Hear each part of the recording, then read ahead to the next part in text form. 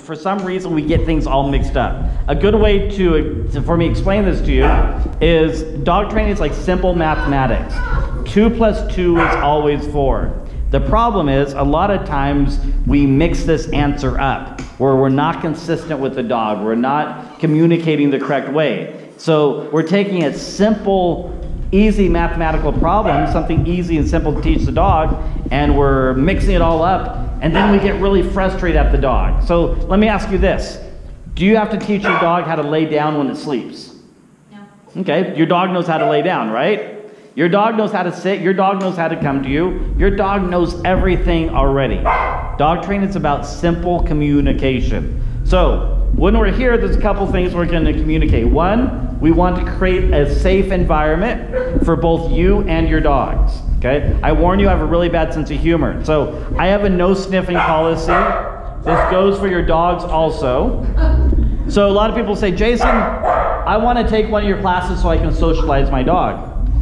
Right now, your dogs are socializing. They don't have to go sniff other dogs. They don't have to go play with other dogs. In fact, if you know me, I'm an anti-dog park fan. Or fan, not fan, but I'm an anti-dog park kind of advocate. If you want to know more, we can talk after class. If you're thinking about taking your dog to the dog park, let's talk after class so I can share some things, reasons why you may not want to do that. Okay, so right now your dogs are socializing, even though they're not needing to sniff or interact with other dogs. However, the dog that your dog, let's say you come in the door and you let your dog go up another dog, maybe that dog is here because it's a little bit insecure with other dogs, or maybe it needs to be here to socialize, and by letting your dog come up and sniff the other dog, there may be a problem. Hold on that 1 second. Yes, that's a good idea, yes. Howdy, howdy. Good to see you. Come on in.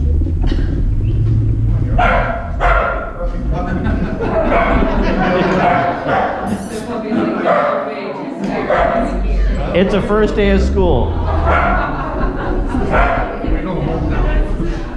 Christina, see if he has any food and see if we get it. Okay. So this is kind of a hectic environment for your dogs.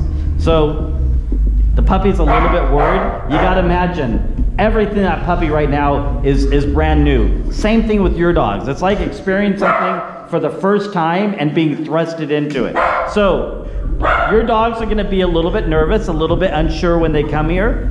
So besides not letting your dog sniff other dogs, one of the things you can do to help your dog be a little bit unnervous is the moment you walk in the door, have some food ready, kind of occupy the dog's brain a little bit, give the dog something else to focus on than the environment the dog's in or the dogs around him. Okay, so safety is one of the first things. The second thing is, I would recommend that you probably take your dog potty before it comes in the building. So there's a little grassy area between here and the next building over. Please, by all means, feel free to take your dog, let them relieve themselves. If during class you think, I think my dog needs to go, by all means, during class, go ahead and stand up, take your dog out. You don't have to ask permission. You're going to be okay. Here, why don't you carry her for now? There you go. I tell you what, let's just leave her right there. Christina, just, yeah, grab the chair right there. You're going to sit right here. Okay.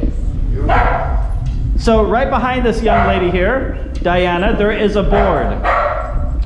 Our goal each week is to cover 2 to 3 new behaviors. So hopefully by the time you leave this class, you have learned 8 to 10 new behaviors. Now the key word is you. I know this is going to seem weird. I know this is going to seem weird, but I don't care if your dog learns this or not, right, in 4 weeks. In 4 weeks, you guys are not going to teach your dog. True dog training takes weeks, months, sometimes years. So you guys are really here for the information more than your dogs. Yes, we are going to teach your dogs, but more of, I want you guys to be able to take the information home and apply it, okay? Hold on 1 second. Just keep feeding a little bit quicker. Okay. Try to loose leash. There you go. Oh, yes. Good. Good job. Just like that. So I want you guys to be able to take the information home and apply it. So each week, we're going to try to go over what we learned last week and learn new behaviors this week. So right behind this young lady is a board, what we're going to work on each week. What a lot of people do is they take a quick snap photo with their phone. That way they can see what we're working on and to work on. And in case you miss a class, you can come back. You can come back and say, hey, what did I miss? I missed these things, and we can talk about it. If you guys do miss a class, you can always talk to me after when you come back, or I do offer a makeup class. So let's say you missed the second class of this series, you can drop in the next series that starts in 4 weeks, the class you missed, and it's only $20 to drop in, okay? Let's talk about equipment. Most of you guys are okay. If you guys have any equipment questions after class, we can kind of talk about it. Normally, I'm not a big harness fan. However, the dogs that have harnesses on are smaller dogs, and I think they're gonna be okay. If you have difficulty walking your dog, or you have any equipment questions, you can ask me after class, okay? Most of you guys, I think, have good leashes. All right, so let's talk about the first thing we're gonna talk about, which is why we use food. So let me ask you, raise your hand if you have a job. Okay, raise your hand if you've ever had a job.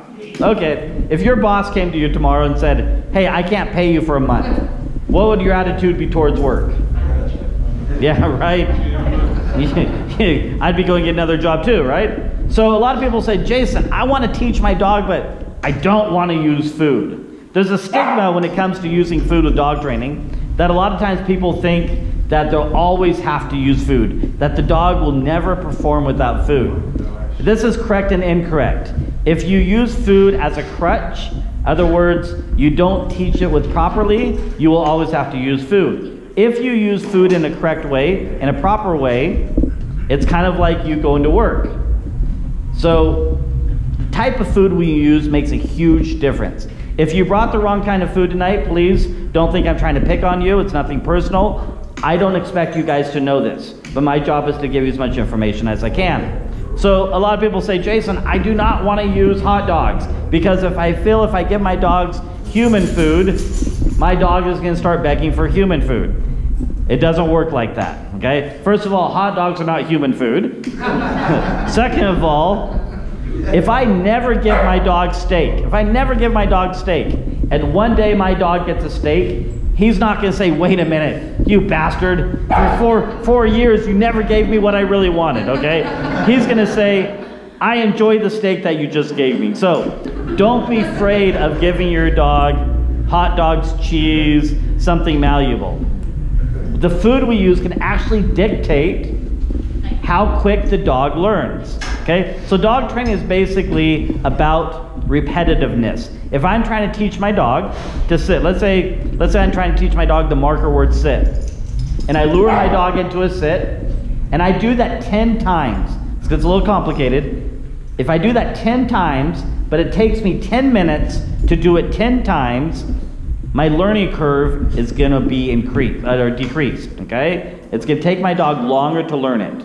If I can do 10 sits in a 2-minute time frame or even a 1-minute time frame, now the dog learns the behavior exponentially quicker. Okay, does that make sense so far? Okay, so if we're using a food that is crunchy, it takes a dog 5 or 6 chews to chew up, now what happens to our learning curve? It just plummeted, right? I want my dog to chew once and say, Dad, I want to do that again. That was awesome, okay? Not chew, chew, chew, pick up the crumbs. Oh, what was that? What did we do again? I forgot what the exercise was, okay? So if after tonight you're like, oh crap, I brought dog food. He's gonna look at me, he's gonna judge me. I'm not judging you. However, the food you use dictates how well your dog can do, okay? So now let's also talk about engagement, which is one of the first things we're going to cover. We're going to talk about engagement when it comes to food. So what if your boss came to you and said, Mike, I can't pay you what I was paying you $30 an hour. Now I'm going to only pay you $10 an hour. What would your attitude towards work be?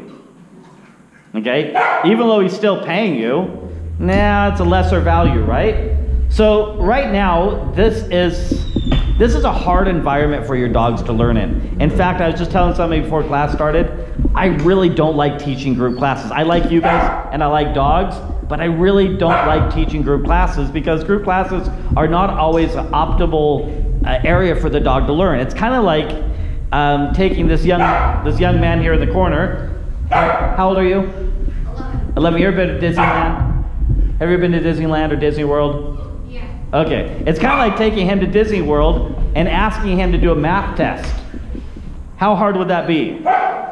Yeah, really hard, right? Because the kid would be like, hey, I want to go on this ride, or I want to go play that. I don't want to focus on work. Okay, so we're taking your dogs out of a busy environment or out of a neutral environment, their backyard, and we're thrusting them into a small area with lots of other dogs, right? So if you brought your dog in here and you have a lower value food, in other words, something that's not really that enticing to your dog, what's the chance of your dog doing really well and having success? Probably pretty slim, right? So after tonight, I would encourage you, if you said, man, my dog was really just everywhere, wasn't really focused on me, I had some difficulty, find a value of food that your dog really goes nuts over. I'm not saying you have to use hot dogs. I'm not saying you have to use cheese. I have had clients that they go and they cut chicken breasts up. They bake chicken breasts, they cut those up. Certain clients use sausage. You can find a plethora of different things that your dog will get excited about, okay? So really think outside the box because it can really dictate how quick your dog learns, okay? So I kind of got ahead of myself. There's two things I want to cover real quick. I love questions. Questions tell me that, one, you guys want to be here. Okay? They tell me that you guys are understanding what I'm saying. You're processing the information. I've been doing this for almost 30 years now. Sometimes it's hard to remember that you guys are still in your infant stages. This is all brand new information. So it's really easy for me just to keep rattling on and kind of keep myself in check. So if I go too fast or if I cover something that you guys just don't understand, raise your hand, ask a question. Also, your neighbor next to you may say, man, I didn't quite understand that. I hope somebody asks because I'm really embarrassed, okay? So always ask questions. I also record all of my lessons and I put them on my Facebook and my YouTube page. So I do this for a couple different reasons. One, I do this so you can go back and say, man, I missed that key point I want to see. Plus, you get to watch yourself doing certain things. Plus, if you miss a class, you can always go back and watch the video of your class, okay? So I really, really want you guys to glean this information. This is not my full-time living. I have 2 other jobs that keep me busy. I do this job because I want you guys to have success. I love people and I love dogs. Plus, I want you to tell your neighbors about me, okay? So let's talk about, we're going to expand a little more engagement. So if you guys are coming and say, Jason, what is the number one thing I can do with my dog to get the most out of my dog? It really is engagement. So somebody give me an idea of what comes to mind when you think of engagement and dog training. Anything. Throw the first thing that comes to your mind. Praising your dog. Praising your dog, okay, that's engaging. Okay, anything else that comes to mind? Yes. Eye contact. Eye contact, okay. Okay, I like these. So I'm going to kind of expand on this young lady saying eye contact. She has taken a couple of my classes. I really appreciate her coming back. So eye contact is actually a marker or a behavior we are going to teach your dog. Engagement is a frame of mind. Engagement is what a buddy of mine says, a belief system. A belief system is basically something that carries over an entire dog's training program. So when my dog comes out, my dog is probably crazy. Okay? Take your dog's energy level and times it by 20, and you probably have one of my dogs. Now, my dogs are hard to live with. I'm also not married, don't have any kids, and so I can have crazy dogs and it doesn't get me in trouble. However, my dogs come out and say, man, I really want to work. I really want to train. Because for the first 6 months of their life, I work on almost nothing else besides building, drive, and engagement. Okay? Here's a little bit how it looks. I use my friend Christina here. So if you're new to my classes, I do a little role playing from time to time. I do this for a couple different reasons. One, it helps me explain my point a little bit better. It gives you a demo. Two, I can't bring my dog in here. I don't feel comfortable bringing my dog in here and giving you a demo because I would want to focus purely on my dog. When I work with my dog, the rest of the world does not exist. I'm focused on just my work. Okay?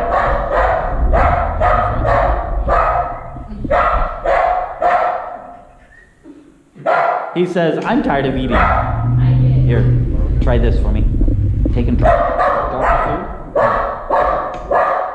And then tap it on the ground. Try to drop the food. There you go. And see if you can just tap it and give him a eat it off the ground. There you go. Good. Play a little game with that. So try that, okay? He's excited to be here. He told me. Says, yes, this guy's talking. I really want to interrupt him. Good job. Okay, so I'm Christina's dog. She takes me to a big busy park like we're in right now, and she got me on leash, and I'm coming over here, and I'm sniffing this dog. I'm hanging out. Now she's gonna ask me to do something. Ask me to come. Come. Hey, Mom. How you doing? Yeah, I hear you. Oh, hey, how you doing? Hey, how you doing? Yeah, I hear you. Knock it off. I hear you. Okay. Now, do I? Yeah, thank you. Okay. Do I hear her? Guarantee I hear her. Okay. But where is my brain focused on? Everything else, right? I'm engaged with everything else. Hold on 1 second. It's okay. You're doing fine. You're doing fine. Next time he barks, pull in his leash just a little bit, just add a little bit of pressure, and then relax. Right? Pull up, straight up, straight up. Now relax. Just, there you go. And relax. Feed. Good job, try that. Okay. I don't think he'll play with the toy. Okay, so I'm engaged, right? But I'm engaged with the wrong thing. I'm engaged with the dogs around me, right? Okay, so now we're gonna reverse it. So now Christina has a high value. I'm over here, I'm checking out this dog. Before she even asks me to come, she comes over. Oh, hey, what you got here? Oh, you got a high value food, right? Okay, now where's my brain? Now my brain's engaged with her, right? Okay, so engagement is not necessarily a behavior or a marker word. It's a frame of mind. If I can tell you anything else, play with your dog 90%, train your dog 10%. I know it seems weird, but play with your dog do engagement more than anything else with your dog, and you'll have way more success. Another way to look at engagement is this. Every time you go play with your dog, every time you go, what we're going to show you tonight, throw ball, anything, engage, you're depositing into your bank account. You're depositing into your bank account. You're depositing into your bank account.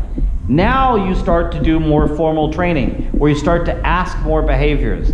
Anytime you start to ask, you're withdrawing out of your bank account. What would happen if you never deposited enough into your bank account? What would you draw from?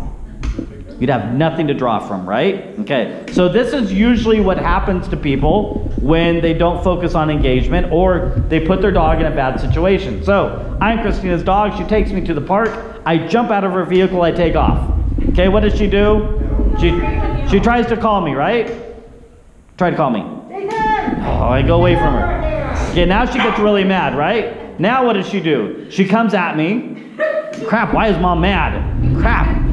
Okay, now she finally gets a hold of me, and she grabs me like collar, and she yanks me back to the truck. And the whole time she's saying, come, come, come, come. Yeah, or something else.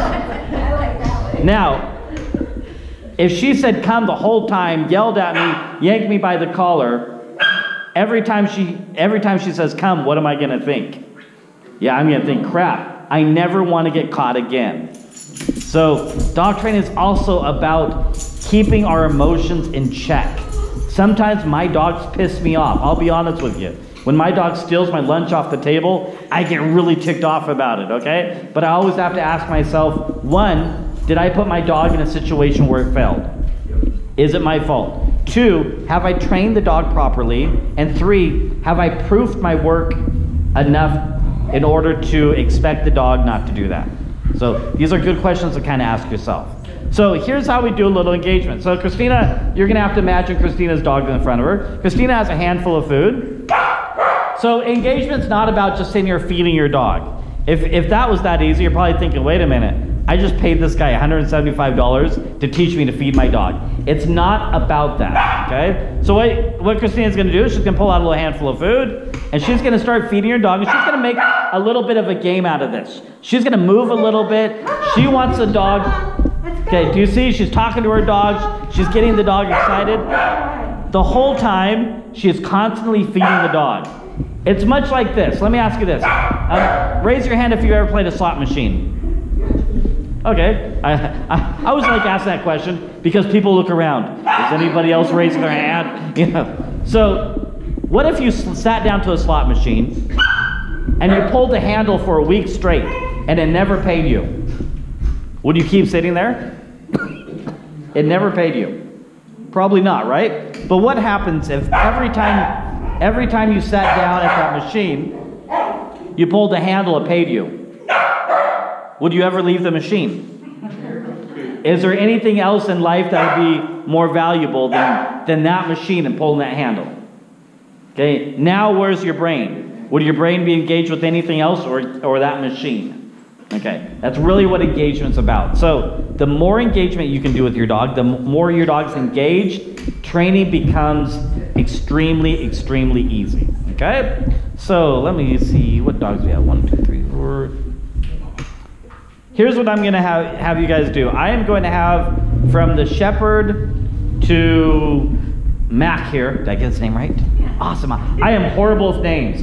So if I look at you and say, hey you, or I'm just talking in your direction, you probably know I'm talking about you. It's really like weird I can remember his name though. So I'm gonna have you guys stand up. The rest of you guys are gonna sit and watch.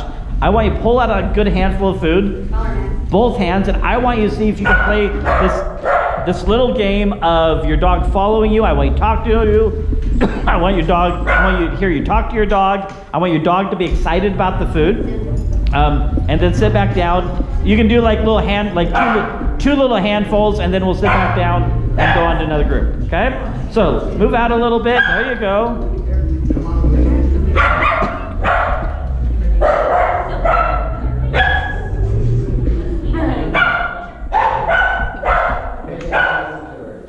Good job. Good. Okay.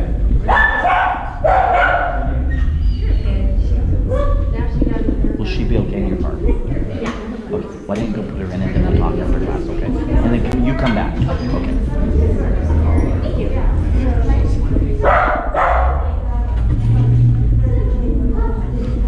Good job. Thank you. Okay.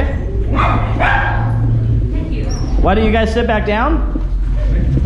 So I kind of got ahead of myself. I'm going to show you a couple things that's going to help. Christine, stay here, please.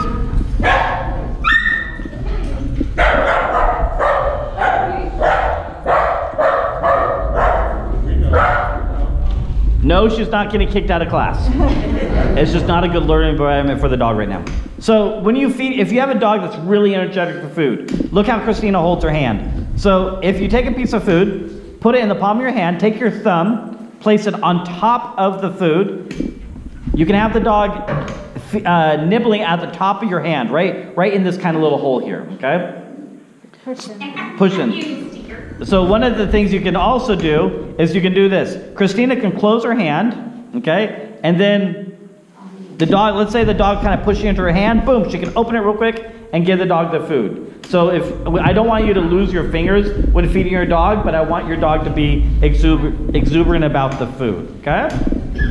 All right, I'm gonna have from you to, I'm gonna have you hold them on your lap for a minute, okay? Or on your lap, I think this will be a little too much. So I'm gonna have you guys 3 stand up for a minute, pull out a good handful of food.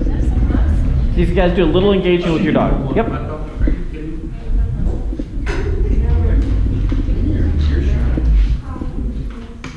So don't be discouraged if your dog is not eager for the food. We'll talk about that in a moment. We're just like having her follow. Yep, just have her follow. There you go. Good. Good. Encourage her a little bit. There you go.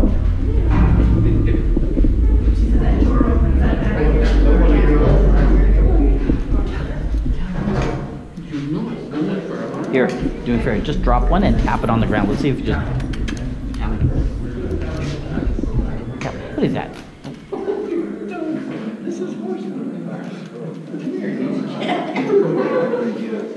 It's okay. I would go and sit back down, okay? We'll talk about that later.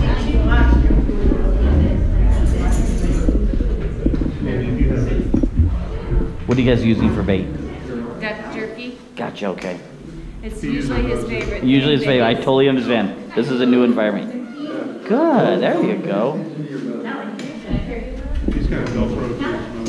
Gotcha. Good job.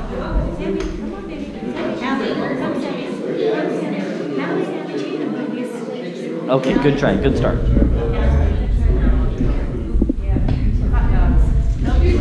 Okay. I'm gonna help you afterwards, okay? I'm gonna help you afterwards. We're gonna do this a little bit afterwards.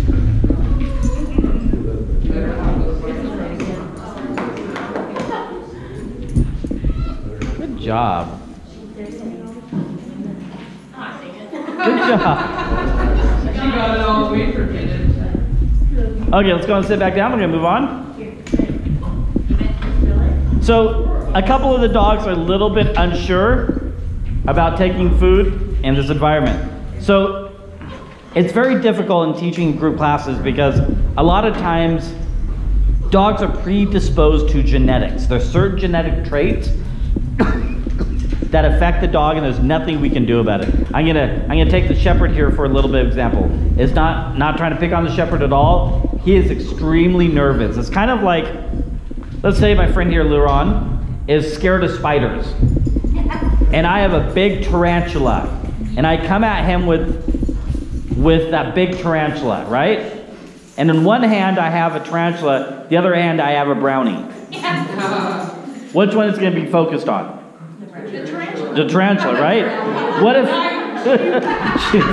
you can tell she's young. She's like, brownie. What if that brownie had a bunch of frosting on it? I don't care. Yeah, right? Okay. So right now, a couple of the dogs are just really, I mean, this is a hard environment. And the first class is always really hard because it's a brand new environment for the dog. So this is one of the reasons why I say, okay, I really want you guys to glean more of the information than your dog.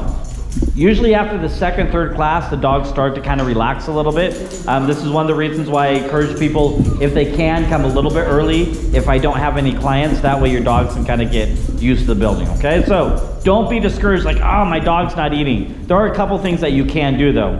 Let me ask you this. If you went and ate a huge turkey dinner, would you be interested in running a marathon? Okay, so a wolf wakes up in the wild. It says, my stomach is growling. I need to feed, right? I need to survive. What's the wolf do? It goes out and finds food. How does it find food? By learning, by foraging, by learning how to hunt, learning how to catch its prey, right? Okay, so when you guys come here, if your dog's tonight just not really interested in food, maybe try withholding their breakfast. Withholding a meal is not going to hurt your dog.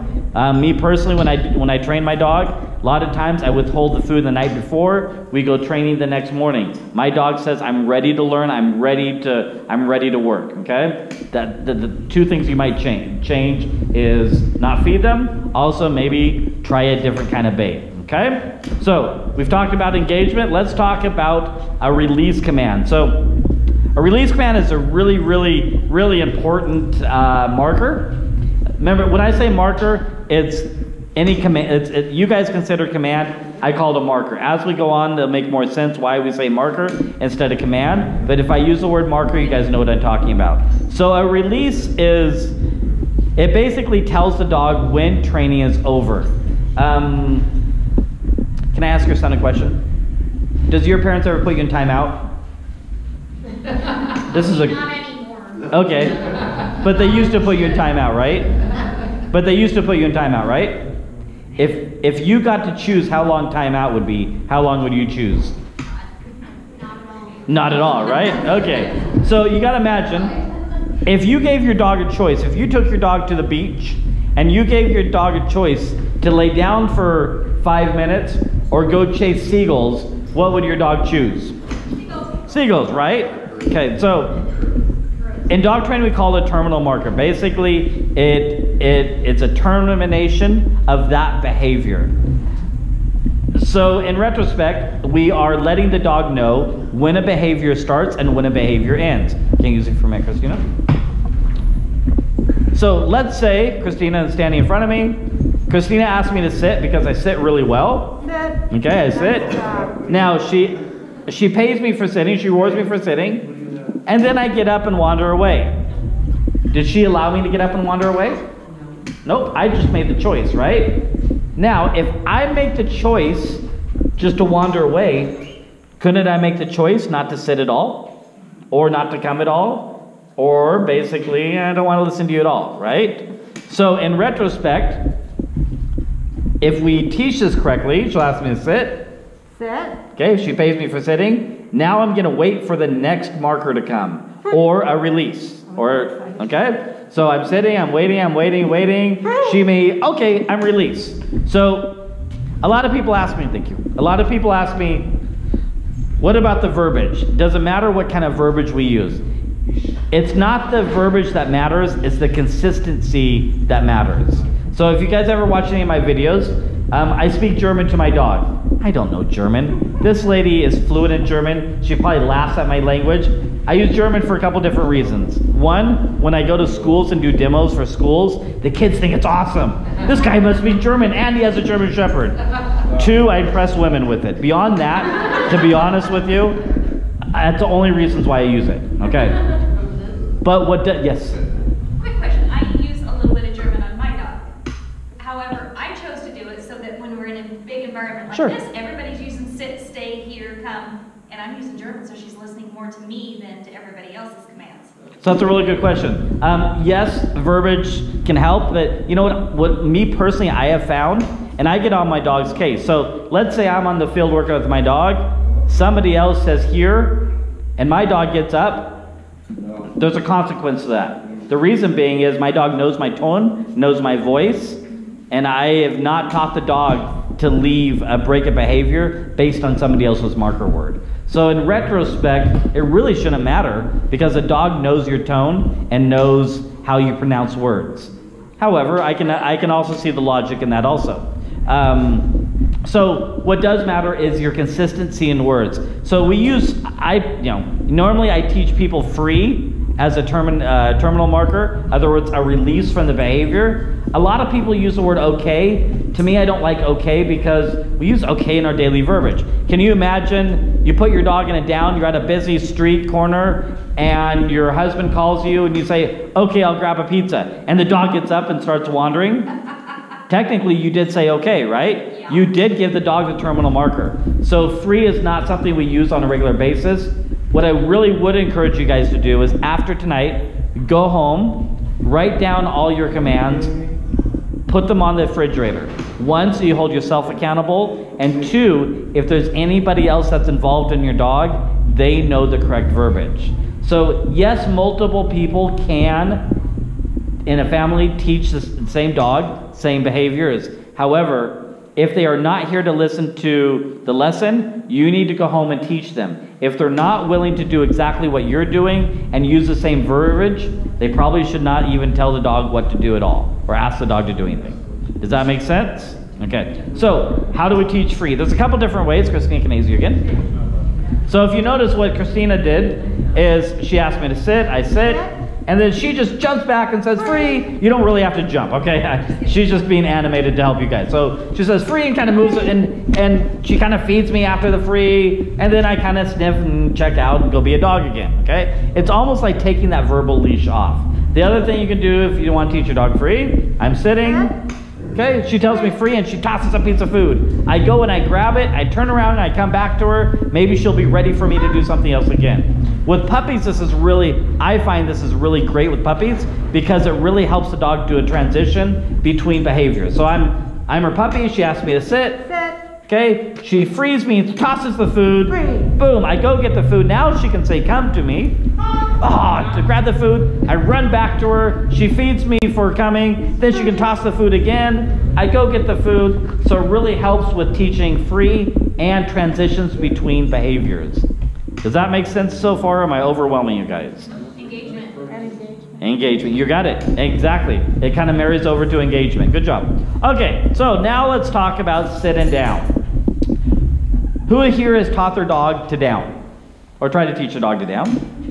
Okay, a couple people. Out of those people, who has here taught their dog to down without sitting first? To go directly into a down? Not there yet. Not there yet, okay. That's a good try. So, a lot of people, they've already tried to teach their dog to down, but they always teach their dog to sit. Can anybody for 1,000,000 points tell me why teaching your dog to sit and then down is faulty? Say lay down, while you sit first and then lay down. Oh, you're almost there. She's almost got it. Do I raise my hand? Yes, go ahead. Because then you'll always have to tell them to sit before you can tell them to down. Almost. So what I find a lot of times, if you teach the dog to sit and then down, you tell the dog to down, it puts its butt down, says, okay, I did it. In the dog's mind, hey, that's what you want. A lot of people teach the dog to sit and then down because it's almost easier to get the dog to down, especially the dog this size. If we divide the dog in half, get half the dog down, then it's really easy to get the rest of the dog down, right? However, it teaches slow downs and it teaches lazy downs, where the dog's just like, oh, okay, I'll go halfway, I put my butt down, that to me means down.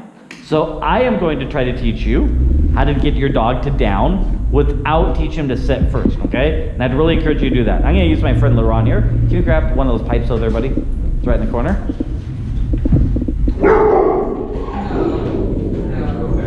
He's excited about it. Christine, can you use you for a minute? You haven't done this before. You're gonna hold the pipe. She's gonna hold one end. I need a volunteer. Can I use a Doberman? Yeah. Okay. Can you guys hold that about 6 inches above the ground, right there? Okay. So watch what this young lady's gonna do. This young lady's gonna step over the pipe here. Then she's gonna take her food. She's gonna go underneath the pipe with her food. Feed the dog just a little bit. Like give a little. There you go. Okay. Under.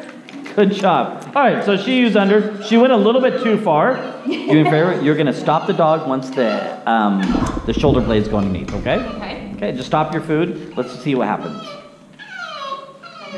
Okay. Under. And stop right there for a minute. Oh, good job. So what did we see the dog's body do? She squatted down. The dog dropped its butt and said, "Okay." So there's two things. Stay right there for a minute. There's two things that we want to do in this situation. One, I like to feed the dog on the ground between the front feet when the dog does it down. Can anybody tell me why? Focuses their face, their attention. Almost got it. So right now, where's the dog focused on? On the hand up high, right?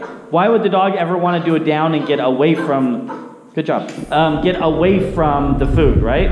So if the dog learns that when I down, food is going to appear between my front feet, then the dog will down anywhere. Does that kind of make sense? Okay. Thank you. Stay here for a minute. So, oh no, you guys move. You stay there, sorry. Okay. So now there's another way you can teach it. So the pipe is a way we teach it, usually small dogs. If you have a larger dog like the Doberman and the white dog, watch this. Can you get on one knee for me?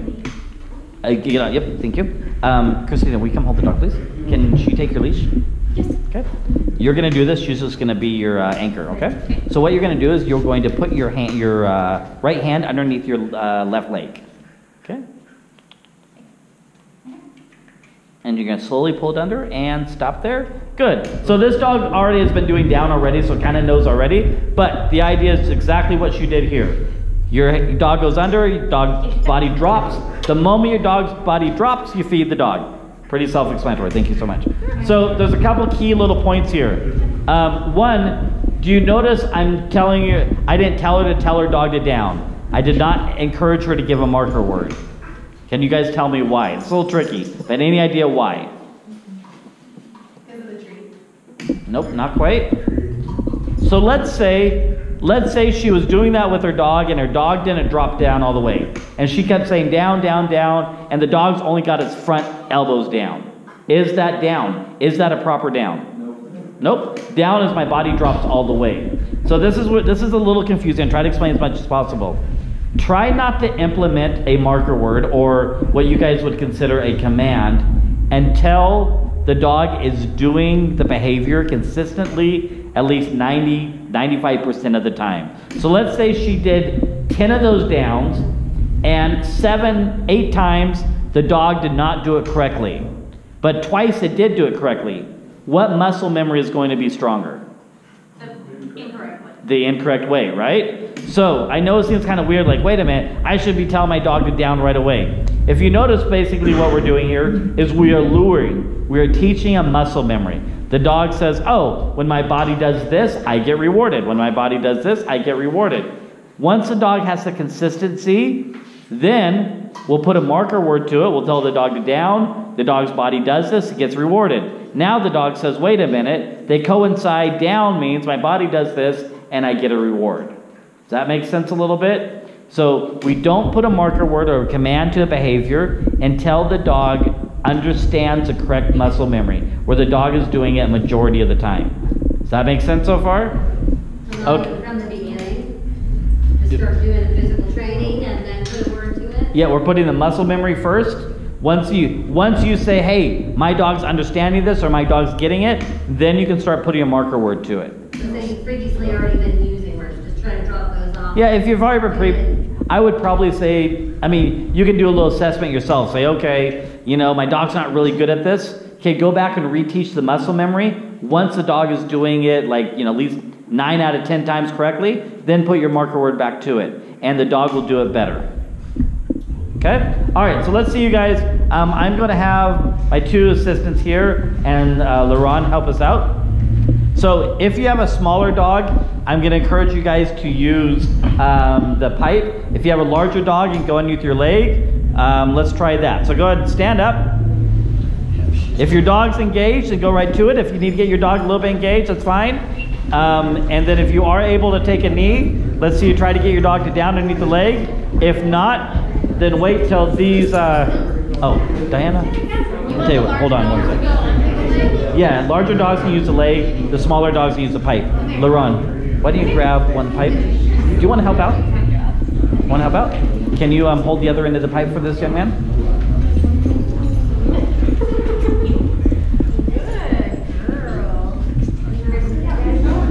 So this is why you wouldn't want to put a down command to it, right? Good job. I would probably suggest using the pipe because your leg quite can't get low enough unless you can sit all the way on your bum.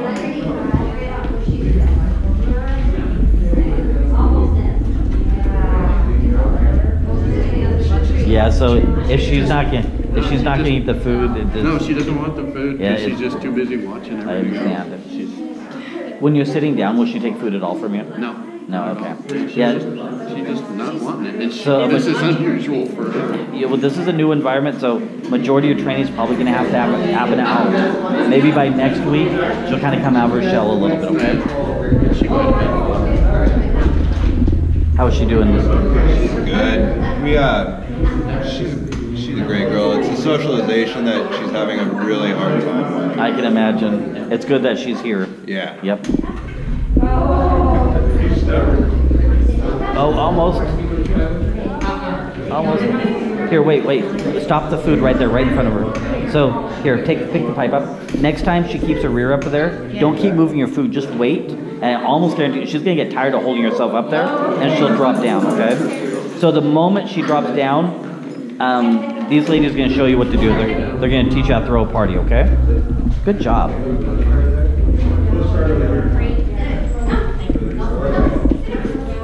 So is she a little nervous about going in, or he a little nervous about going into the pipe? Oh, a little bit further, a little bit further, a little bit further, and oh! Okay, can you guys hold it just a smidge lower? There you go.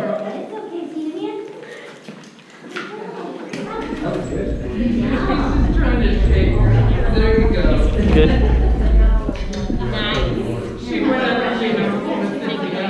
So if that doesn't work, you can make a little trail of food. Almost like drop one out of reach and like just keep dropping them. Oh, there you go. Drop another one right there, and then another one, Oh, so close. Good. Hello, Kitty. Yeah, exactly. He's got really stubby legs. It's easy to hold himself up. Yeah, just wait. She'll do it. Dad, hold back on the leash just a little bit. Pull back on the leash just a teeny, just little, no, not. Okay, only to allow the dog not to keep going forward. I didn't want you to pull the dog just a little bit. Yeah. Hey, but the fact that he's going underneath it, I would be happy about. Okay, this may be a little bit. Oh.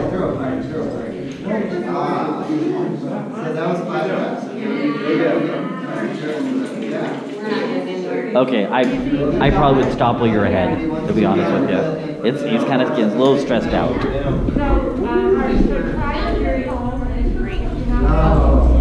Good job.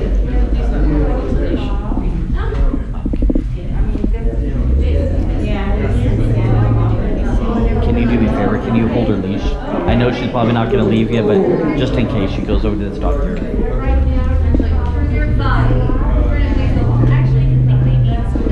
Yes, thank you. I appreciate it. We're confused. Uh-oh. What's going on? Kitty, will she fall? Will he eat it all? Is he eat it all? Yeah, so. Okay, see if you... Does he hold it on the inside or does he Nope, hold it on right the outside? how he's holding it right now. Let me get a little away from you because I'm stressing her out a little bit. I bet if we just pause through that section and kept it really close. What are you guys using for food? What do you got? We have hot dogs and these are beef jerkies. She Okay, would not eat the hot interested. dogs. Not interested in either one. Okay. Probably pretty nervous about this. I'd try this at home. Okay, so you just put one knee up. Yep, and then. Because I saw somebody do it out with their hand to the outside. Can you do it either way? Yeah, you can do it either way, but the hand is on the opposite side of the dog. So if the dog's on the outside, the hand's on the inside, and you. Don't have to. Yeah, exactly. So you'd probably need a little handful of food and basically just lure her underneath. And then once like her shoulder blades right where the harness on top is, you kind of just stop her with the food until she drops down. And the moment she drops down, you reward her. Okay? So keep hold of the food until she's down. Yep. Like you can let her nibble a little bit. If you need to kind of entice her and let her nibble a little bit, that's fine. Yeah, chicken. Well, I think she's kind of nervous. Yeah? She really likes chicken. Well, I think she's just... I think this is a new environment. This is kind of hard on her. Thank you so much for helping.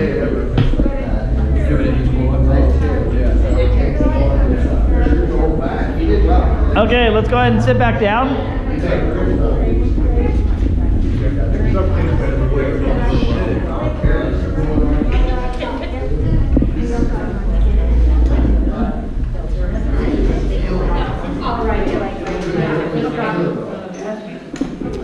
Okay. Some of you guys had a little success. Some it was a little bit hard. So this takes some patience. Sometimes, let's say your dog's like just not confident with going up your leg. One thing you might do is just get your dog to go underneath your leg a couple of times before you try to get the dog even to down. So this dog here did really good, but we kind of reached the end of its threshold where it's like, I'm not getting enough success. I'm getting kind of nervous. Every dog has a point where it's just not going to be able to work any further. Younger the dog, the less we can ask from the dog. Plus also, like the shepherd, it's a little bit nervous, gonna eat it all. Dog's not gonna eat. We can't force the dog. Do you notice when you guys do this, I'm not telling you to push on the dog, to force the dog. It's kind of like Laurent here. Remember the spider. He's really scared of spiders, right? So if there's a spider on the table and I grab him and I try to pull him to the spider, what's he naturally going to do? He's going to fight back, right? So if we take your dog and we try to force your dog to do something, what do you think the dog is going to do? Yep, the dog's going to fight back and say, I don't want to do that. So when you do this, have some patience. This little dog here, did you get the dog down? Did it finally drop down? Okay, so this dog here, it's got such stubby, strong legs that it can like hold itself down and not get tired of dropping. However, the very first time that your dog does this correctly, we want to throw the dog a party. You guys ever heard of throwing your dog a party? Any idea what comes to mind? Almost. Let me ask you this. If your boss came up to you tomorrow, laid $100 on your desk and walked away, what would your brain do? It'd do what? Okay. I should hire you. Your brain would do two things. One, your brain would say, what did I do to get this? And two, how can I do it again? Right? So the dog is the same way. Right now, we're using one piece of food, two pieces of food, to really teach your dog the muscle memory. But let's say your dog has an aha moment, and all of a sudden, boom, your dog gets it. We want to throw the dog a party. So what we do is we feed the dog 3 or 4 treats in a row. Boom, boom, boom, boom, boom. We don't want to hand the dog a handful of food. Because if Christina here, pull that handful of food. If Christina has a Great Dane, and she has all this food, this is one bite to the Great Dane, right? So in the dog's mind, it's one reward. However, if Christina has 5 of them, and she hands them with a slight pause in between each one, now it's a much higher value to the dog. Now the dog says, wait a minute, when I did this, I got 1 reward. But when I did this, holy cow, I got 5 in a row. What can I do to get 5 in a row? Does that make sense? It's called throwing your dog a party. Okay, let's talk about sit really quick. Who here has got their dog to sit? Pretty much almost everybody. So there's a couple things in sit I like to talk about. One, can I use it again for Christina? A lot of times when people teach a dog to sit, they kind of understand the mechanics already. We know if we hold a piece of food above the dog's head, naturally the head can only go so far back. There's about 3 or 4 vertebrae in the dog's neck, so it can't really go back that far. So what the dog have to naturally do? Put its butt down, right? So there's a couple things in the sit I like people to work on. One, I like the dog to sit quick. 2, I like the dog to sit close. If I'm Christina's dog and she holds this treat above my head, what am I going to do? Yep, I'm going to back up and sit. Now, where did I sit? And if she does that 10, 15 times and puts a marker word to it, every time she tells me to sit, what am I naturally going to do? I'm going to rot back and sit. Okay? So what good is if your dog sits back here? So Christina's going to come over here. Turn, there you go. So, turn facing that way, please. Christina's going to have a handful of food. So everything starts with engagement. So remember, if I'm Christina's dog and I'm over here checking out this dog and she asks me to do something, what's the chance? Oh, I heard you, Mom. What's the chance of me doing it? Pretty slim, right? So you always want to make sure the brain is open for learning. I'm engaged, Mom. Oh man, I'm willing to do anything you want, okay? So now her dog's engaged. Christina's going to take her food. She's going to hold it.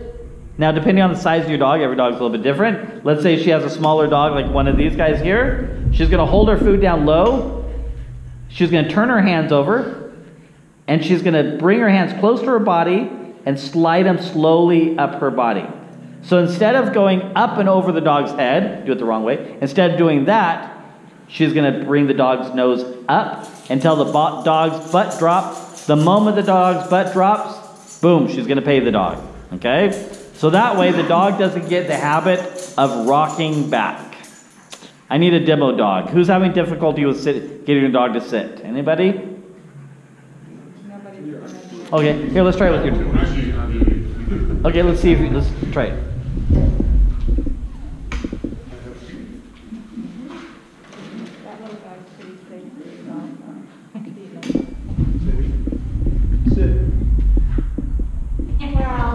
Good job. Now, I'm going to pick on him for a minute. Where did the dog sit at? Over there. And did he tell the dog it's okay to get up yet? So if his dog got up right now and wandered away, whose fault would it be? Yep. Now later in life, let's say he wants to teach the dog to go lay down on a bed. He teaches the dog to go lay down on the bed, but then 5 minutes later the dog gets up and wanders away. Whose fault would it be?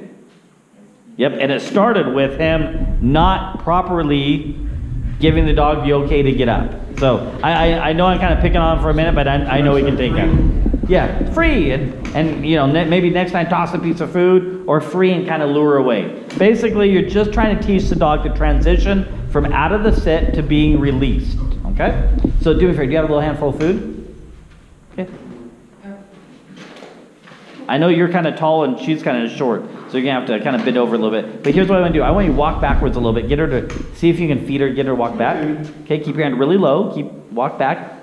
Now walk back right now. Walk backwards a little bit. There you go. Keep going back, keep going back. Now bring your hand really close to your legs and slide it up your legs and say sit. Sit. Good, okay, feed her for the try. Good job.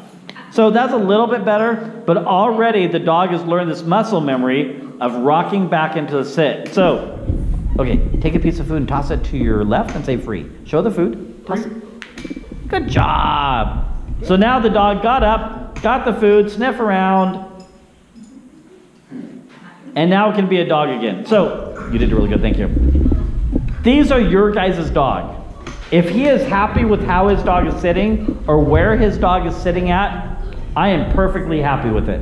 My job is to show you the most, or the best information I can share. Your job is to glean what you feel is important or what you want to apply. So remember, just because I think the dog should sit close, or I think the dog should sit quicker through engagement, if you're happy with how your dog is doing, keep it up. Don't worry about changing it. Don't go home and change your whole program. Take the information, apply it to how you want to apply it. Okay? Okay, any questions on what we covered tonight? So we covered engagement. Basically, getting your dog excited, pumped about training. Open your dog's brain, ready for learning. Okay? We talked about the release command or the free command, terminating the behavior. In other words, telling the dog when the behavior is over. Then we also talked about downing, getting your dog to down without sitting first. And then we worked on sitting. So when we worked on downing, or remember we worked on anything. Anytime you're working with your dog, if your dog has an aha moment, we want to throw the dog a party. We want the dog to like, all right. Yep, really get the dog to understand that's what you got rewarded for. Okay? Yes. That's a really good question. Thank you for Christina. So a lot of people say, man, I'm excited about training, which I hope you are. I want to go home and work with my dog an hour. Holy crap, that'd be a long time. It's kind of like asking this young man here in the corner to go to school for 20 hours tomorrow. How excited would he be? This is a good kid. He's excited about school. Would the periods be longer, or would I? Doesn't matter. It's still 20 You have to go to one class for 20 hours. Yeah, no. Okay, so the moral of the story is you will get more out of your dog if you can keep your lessons 2 or 3 minutes a day for 2 or 3 times a day than do a 1 hour lesson 1 time a day. I guarantee you, your dog after 20 minutes is going to check out and training's not going to be fun. Yes? I have a question. Sure. So if I do, get her to sit and have her sit close to me, what if she keeps getting up without me, throwing the treat to the side and saying career? How can I get her to not get up? That is a really good point. So, can I use you again? So if Christina is a cash machine of treats, she just keeps feeding me. Am I ever going to leave her? Okay. What if she asks me to sit, and then she does that? Feed. Am I going to get out of that sit? Nope, because now my brain is focused on the reward I got for sitting, right? Feed, and then free. So just keep feeding them while they stay. Why they stay. So let's say right now, if Christina tells me to sit, she counts to 1, 1,000, 2, 1,000, and then I get up and wander away. What she's going to do this time, she's going to say, okay, she's going to log that in her head. Now she's going to ask me to sit, feed me for the sit, 1/1000, then she feeds me again. And then she'll add a little bit of duration. So that time it was 1/1000, then she fed me. Now it's going to be 1/1000, 2/1000, and then feed. And that may be even a time to throw a party. So let's say she could only get a second out of me the first week, but the second week I go 2 or 3 seconds. Oh, the first time she really wants to load that. It's called capturing. She really wants to capture that. And pretty soon the dog's going to say, hey, why would I ever want to leave the sitting position if there's a chance that I could miss out on reward? It's kind of like pulling the handle of the slot machine. If there's a chance that you can win $1 million and all it's got to take is a pull, would you ever leave the machine? And especially if it paid you $100,000 the first hour you sat down and there's a chance you could win $1 million, would you ever leave it? Same concept. This sounds, I worked in a kindergarten for 17 years. This is exactly what we did with the kids with like these super students. That's honestly, I teach a 4-H club. I apply the same principles. Okay. Any other question, guys? I have something, well, like the other night with her, we were on the couch and kept bringing her little soft toy and putting it on her lap and she wouldn't drop it, you know. So I, when I get it out of her mouth, I throw it down the hall and she'd chase after it and bring it back. Yeah. But she'd let it go for 1 second and I'd reach for it and she'd grab it. So I went and got some treats. Good for you. So, do the treats, and I'd, get it from her, throw it down the hall, and she'd bring it back, But then it was funny, like after a couple times, I'd throw it, and she'd just sat there and look at me like, I'm just here for the treat. Yeah, there's two things. When she chose what she was going to do, she stopped following the routine, and she was like, okay, keep feeding me. Good for her. So I'd probably make your retrieve game a little bit shorter. Plus, she brings up kind of a good point when it comes to engagement. If my friend Christine here walked up here, don't walk up here. If she walked up, grabbed my wallet, pulled out $100, and walked away. The next time she did it, what would I do? You'd go after it. I'd clench my wallet, right? I'd grab my wallet and hold it tight. I'm not gonna let her. Okay. So if your dog has a toy, try never to take it out of its mouth. Trade it. If your dog steals your sock, trade it. If your dog steals your most valuable shoe, the one shoe that you got from Paris and you paid $5,000 for, okay? Just in your mind think it's a Walmart shoe, it's a Walmart shoe. Gently trade your dog. Because the moment you take something from your dog, it ruins your relationship with the dog. It changes the way the dog views about stealing things and bringing them to you, and also playing and engaging with you. So try to redirect. Yes? What if you ask the dog to release the toy, and it does? So if the dog views the release as a positive thing, like release means I get an equal or greater value, then by all means. If you say out and the dog kind of out slowly, or you really see that conflict, you need to go back and reteach it correctly. Okay? All right, any other questions? Say trade the toy? Trade it for a treat. Yeah, so imagine you have $100 in your hand, and I show you $1,000, and you have to drop that $100 in order to grab the 1,000. Would you? Sure. Okay. Same kind of. Same concept. Basically, you're offering a higher value, and then pretty soon, anyways, just do that. Okay. Any other questions? Your comments on off-work socialization, if you're out walking and they want to sniff, like, don't do that. So I'll touch on this really quickly. The question this young lady asked is, socialize your dog in public, let your dog sniff. If I brought my dog in here, he would have no idea what to do. He doesn't play with other dogs. My dogs give a rat's ass about other dogs.